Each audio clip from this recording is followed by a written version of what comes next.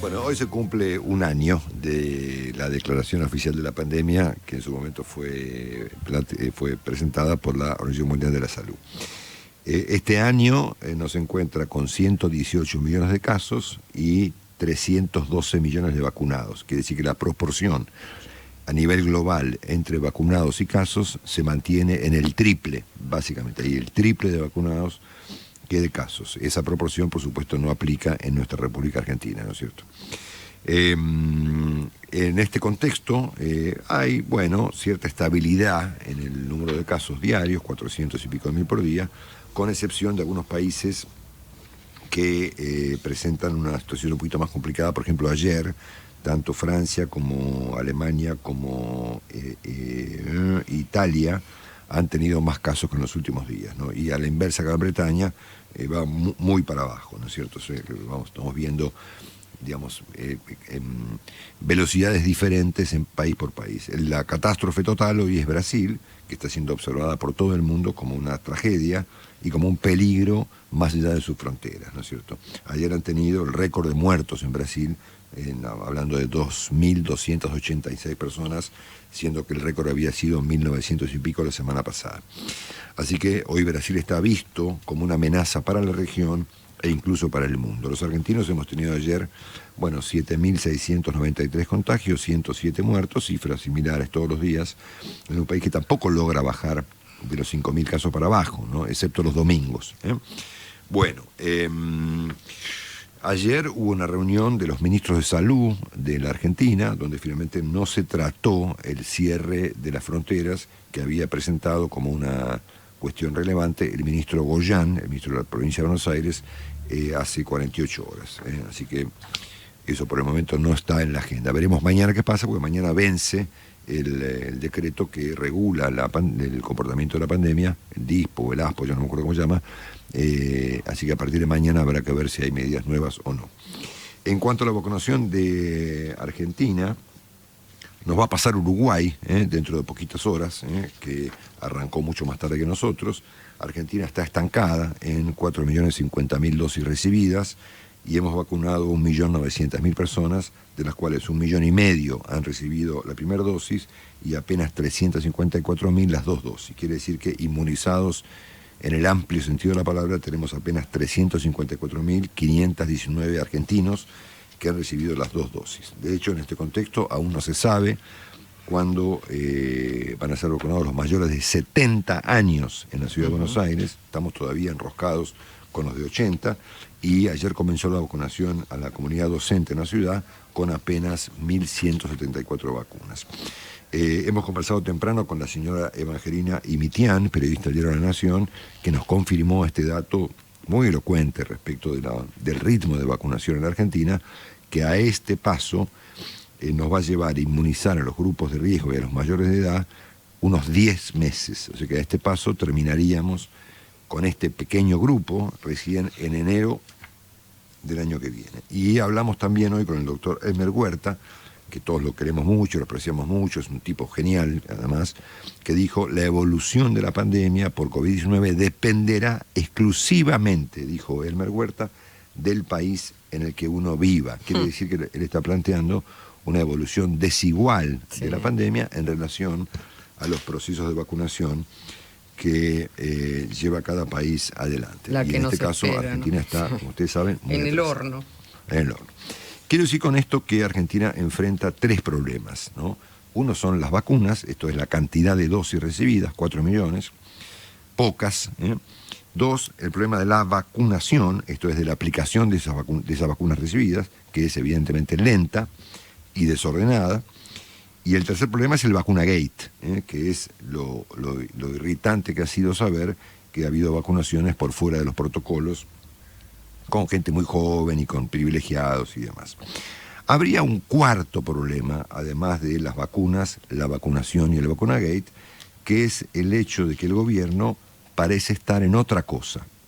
Al momento, la flamante doctora Carla Bisotti, ministra de Salud, no ha formulado comentario alguno respecto de ninguno de los 3 problemas, ¿no? Ni del vacunagate, ni de la vacunación, ni de las vacunas, que es lo más importante, y a juzgar por los últimos acontecimientos de carácter público, tanto el presidente como la vicepresidente, con independencia del rol que cada uno cumpla y si el presidente está más o menos sometido a los dictados de la señora Kirchner o no, los dos han estado enfocados en las últimas semanas en otros temas que han tenido que ver o tienen que ver básicamente con la agenda judicial, ¿no?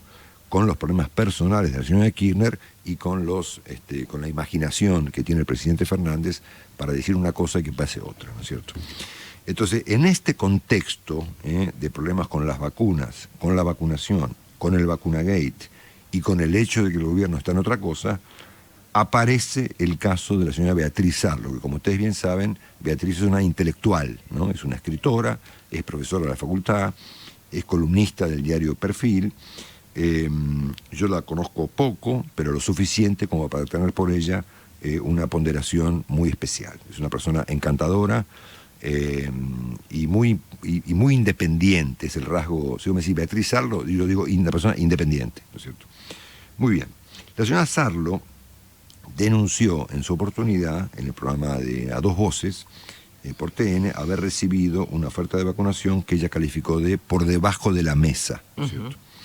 Y ayer tuvo que declarar como testigo ante la jueza Capuchetti, que se supone que investiga algún aspecto del vacunagate. Hay otras investigaciones, por ejemplo la de Mar del Plata, que es muy grave, y otros por el estilo. Pero bueno, en alguna instancia de esta situación, la doctora Capuchetti investiga tal vez los casos originales, digamos, el caso de Berbisky, ¿cómo se llama?, del diputado Valdés, del senador Tayana y demás.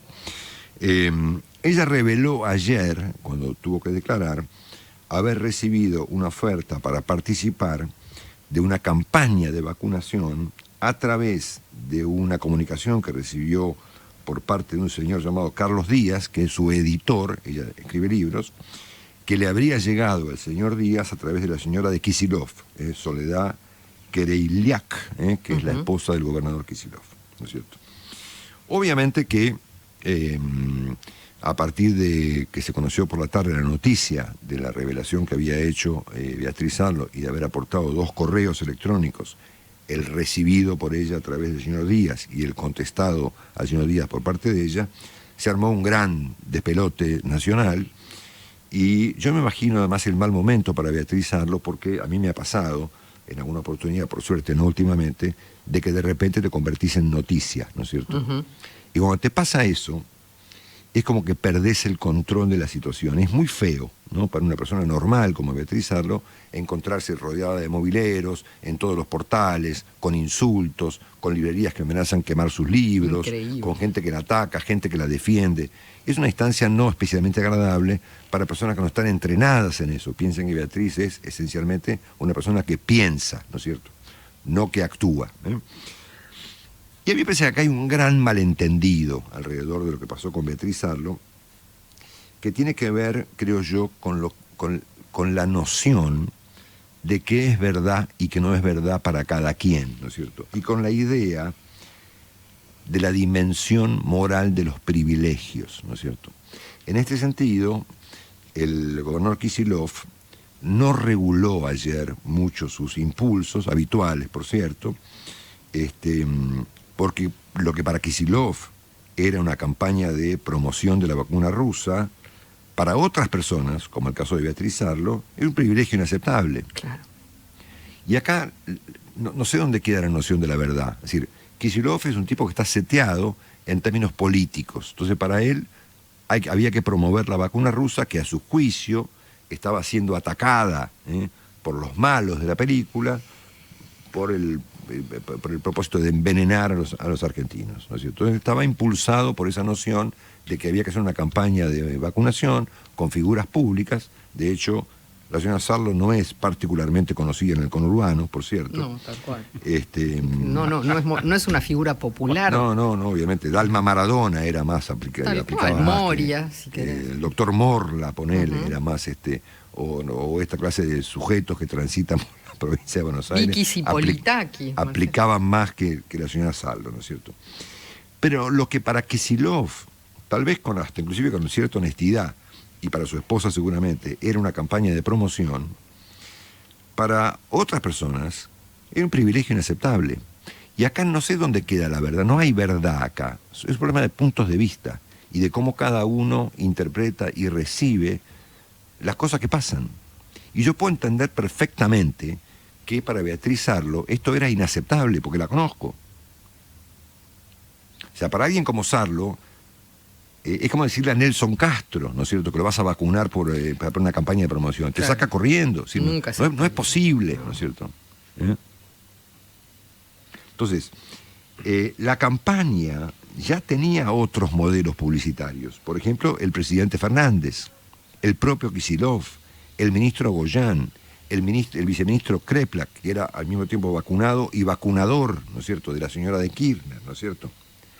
Entonces, ¿hacía falta destinar 100 vacunas en el contexto de una crisis sanitaria para vacunar figuras públicas, para promover que la vacuna rusa no era un veneno?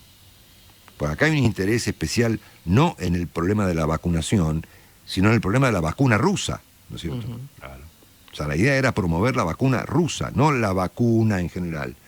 De hecho, no hacía falta vacunar a la gente. Yo me hubiera prestado a una campaña pro vacunación, como me he prestado a miles de campañas a lo largo de mi carrera, y no pretendo participar en ningún aspecto que no sea ayudar a promover.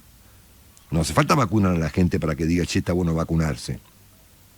El argumento de Kicillof, esgrimido posteriormente los dichos de la señora Sarlo, respecto de que, bueno, no hizo falta la campaña porque apareció en la publicación de The Lancet, hace referencia al interés en particular de la provincia de Buenos Aires y del gobierno nacional en promover la vacuna rusa, no la noción de la vacunación general, ¿no es cierto? A ver, Argentina tiene un problema de orden sanitario nacional, no un problema de promoción de una campaña política o de un dentífrico. Y en ese sentido, yo entiendo perfectamente que a Beatriz Sarlo le resultó esto algo completamente inaceptable. Y a mí también me parece inaceptable.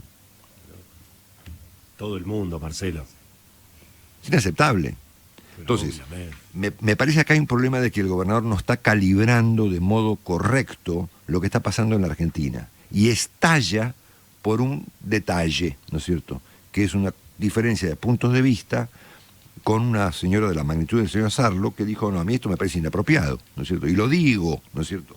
Es más, los términos del correo que ella le contesta a su editor son, los firmo al pie, son impecables. O sea, privilegio no, ¿entendés? El peronismo en general, la política en general, tienen una noción un poco difusa de lo que significa un privilegio. Difusa la dimensión moral de los privilegios, ¿no es cierto?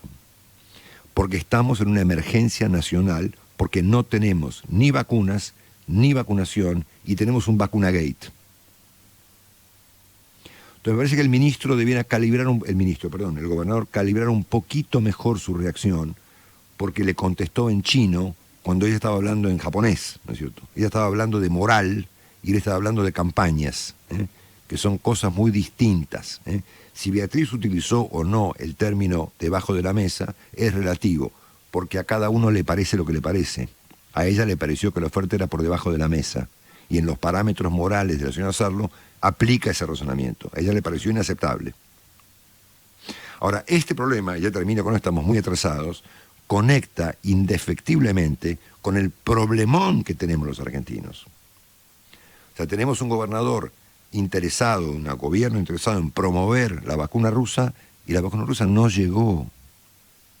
Es más, suerte que no hicieron la campaña, porque de haber, la señora Sarlo y otros 99 personalidades destacadas, haber convencido a los argentinos de ir a vacunarse, se hubieran encontrado con que no hay vacunas.